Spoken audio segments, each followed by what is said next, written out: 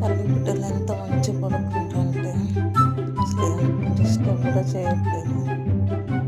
చాలా చాలా బాగుంది.